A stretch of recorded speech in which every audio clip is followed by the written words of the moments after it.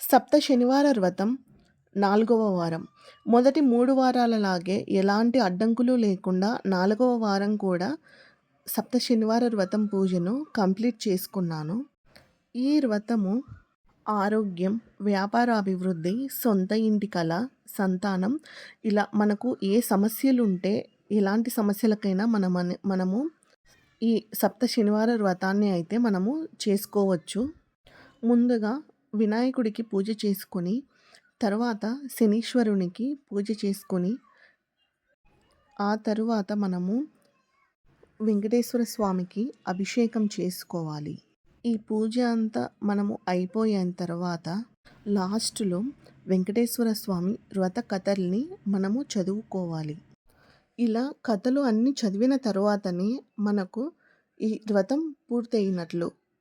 ఆ రోజంతా ఉపవాసం ఉండి సాయంకాలం కూడా మనము దేవుడికి టెంకాయ కొట్టుకొని దీపారాధన చేసుకొని పొద్దున ఎలా చేసుకున్నామో అలాగే పూజ చేసుకొని గుడికి వెళ్ళి దేవుడి దర్శనం అయితే చేసుకోవాలి. ఈరోజు మేము దేవుడికి ప్రసాదంగా అలసంద గుగ్గుళ్ళు అయితే తీసుకొని వెళ్తున్నాము.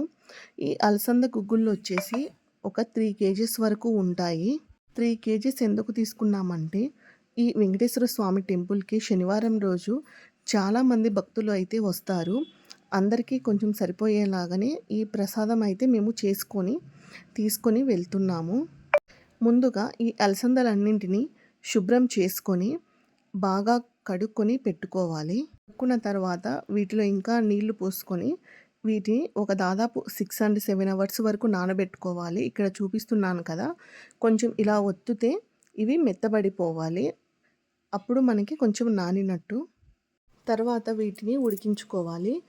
గుర్తుపెట్టుకోండి, ఈ అలసందలు వచ్చేసి త్వరగానే ఉడికిపోతాయి. నాకు తెలియక కొంచెం ఎక్కువసేపు పెట్టుకున్నాను, అందుకే కొంచెం ఎక్కువ ఉడికిపోయాయి. అందుకే మేము ఇలా ఒక క్లాత్ మీద వేసుకొని చల్లారబెట్టుకున్నాము. ఎందుకంటే అట్లే ఉంటే ఇంకా కొంచెం కూడా ఎక్కువ వేడి వస్తుంది కాబట్టి అవి ఇంకా మెత్తబడిపోతాయి. అందుకనేసి మేమైతే ఇలా చేసాము. ఇంకా ఈ అలసందలకి పోపు వచ్చేసి పచ్చిమిర్చి ఇంకా కొబ్బెర 2 మిక్సీ పట్టుకొని పక్కన పెట్టుకోవాలి. ఒక బాణలీలో ఆయిల్ వేడైన తర్వాత మనము పోపు దినుసులన్నీ వేసుకొని అది కాగిన తరువాత ఈ పచ్చిమిర్చి ఇంకా కొబ్బెర ఈ పేస్ట్ అంతటినీ వేసుకొని బాగా మగ్గబెట్టుకోవాలి. పచ్చివాసన రాకూడదు పచ్చిమిర్చి పేస్ట్ వచ్చేసి. ఇదంతా మగ్గిన తర్వాత లాస్ట్లో కొంచెం కరివేపాకు, కొత్తిమీర వేసుకొని దించేసుకుంటే మనకు ఈ అలసందలకు కావాల్సిన పోపు అయితే రెడీ అవుతుంది. ఇవి కొంచెం మెత్తగా ఉన్నాయి కాబట్టి మా ఆయన అన్నీ ఒకేసారి కాకుండా ఇలా కొంచెం కొంచెం వేసుకొని అయితే ఇట్లా కలుపుకుంటున్నాము. మనకు శనగ గుగ్గుళ్ళకు శనగలు అయితే ఇంత త్వరగా ఉడకవు, అవి కొంచెం లేట్ ప్రాసెస్. నేను అలాగే అనుకొని కొంచెం ఇవి ఎక్కువసేపు అయితే పెట్టాను, అందుకే ఇలా తొందరగా ఇవి మెత్తపడ్డాయి.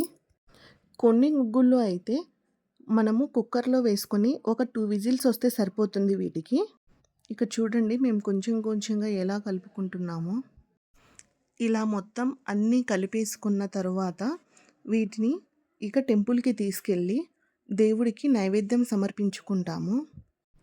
వెంకటేశ్వర స్వామికి నైవేద్యం అయిపోయిన తర్వాత బయటికి వచ్చి అక్కడ ఉన్న భక్తులకందరికీ ఈ ప్రసాదాన్ని అయితే పంచుతాము. ఇక్కడ చూస్తున్నారు కదా, ఆ రోజు మేము పంచే రోజు మాత్రం చాలా వర్షం పడింది. అసలు జనాలు ఎక్కువ మంది వస్తారో లేదో అనేసి చాలా డౌట్గా ఉండింది. కానీ మేము తీసుకెళ్ళిన ప్రసాదం అయితే మొత్తం అయిపోయింది. చాలామందే వచ్చారు గుడికి. అంటే రోజు వచ్చేలాగా కాకుండా పర్లేదు, ఆ రోజు వర్షం పడుతున్నా కూడా బాగానే వచ్చారు జనాలు. చిన్నగా వర్షం పడుతుంది కాబట్టి మేము లాస్ట్ వీడియోస్లో చూపించినట్లు బయట కాకుండా ఇది కొంచెం లోపల అయితే ప్రసాదాన్ని అయితే ఈరోజు నైవేద్యం పెడుతున్నాము. ప్రసాదం వచ్చేసి మీ కనుక ఈ వీడియో నచ్చినట్లయితే please like, share and subscribe my channel. Thank you for watching.